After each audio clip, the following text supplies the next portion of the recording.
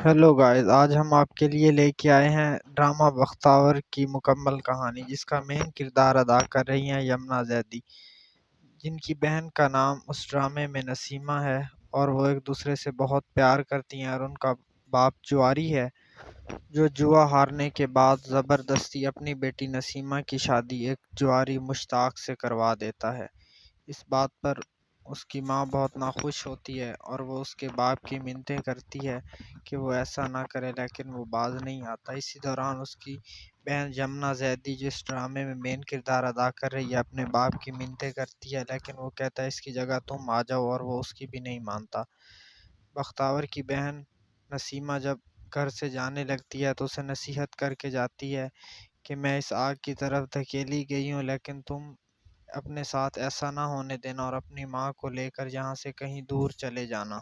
एक दिन बैठे हुए बख्तावर और उसकी माँ ये बातें कर रही होती हैं कि पता हमारी बेटी किस हाल में होगी, कैसे होगी, उसकी कोई हमें खबर नहीं है। अगले रोज़ बख्तावर की दोस्त नईमा का निकाह होता है, जिस पर वो बन संवर कर जाने लगती है, लेकिन उसकी माँ मना कर देती है। शादी पर जाते हुए रास्ते में उसका टकराव नईमा के छोटे भाई से हो जाता है और उनकी आपस में टक्कर लगती है। इसी दौरान वो एक दूसरे को देखने लग जाते हैं और एक एक दूसरे को पसंद भी करने लगते हैं। शादी पे उसकी मुमानी ये सब देखकर उसके मामू को शिकायतें लगाने लगती है और उसका मामू उसकी माँ को कह देता है, जिस पर वो उसकी माँ उसे समझाने लगती है। उसका छोटा बीमार भाई है, जिसकी माँ उसे दूध देने लगती है और वो इनकार कर देता है और गिलास नीचे गिरा देता है, और उसके लिए वो रोटी पकाकर लाती है और उसे देती है। घर में आटा मौजूद नहीं होता। बख्तावर जाकर देखती है, माँ से लड़ाई करती है कि अब हमारे पास खाने के लिए कुछ नहीं बचा।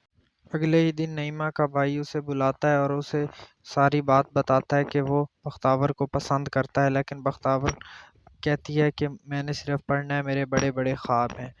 अगले दिन बख्तावर का मामू जब उनके घर आता है तो वो उससे मदद मांगती हैं, लेकिन वो इनकार कर देता है और साथ ही बख्तावर के रिश्ते की बात कर देता है अपने उस बेटे के लिए जो पागल है, और वो बख्तावर साफ इनकार कर देती है और अपनी माँ को कहती है आपने भी ऐसा ही करना था। उसकी माँ उसे समझाती है कि ऐसा नहीं करते। अगले ही दिन जो उसका बीमार भाई है वो फौत हो जाता है और सारे बैठे हुए जो इकट्ठे बैठे होते हैं तो कहते हैं कि बख्तावर की शादी उस लड़के से करवा दें, अब ना इसके सर पे बाप है ना भाई है। बख्तावर इनकार कर देती है और उसका मामू से मारने लग जाता है। ये सब देखकर बिरादरी वाले मशवरा देते हैं कि कल ही बख्तावर की शादी कर दी जाए। ये सब देखकर बख्तावर और उसकी माँ ये फैसला करती हैं कि वो आज कराची भाग जाएंगी, और इस काम में नईमा का भाई जो उसे पसंद करता था वो उनकी मदद करता है और कुछ पैसे भी देता है। बख्तावर और उसकी माँ गाड़ी में बैठकर कराची के लिए रवाना हो जाती हैं।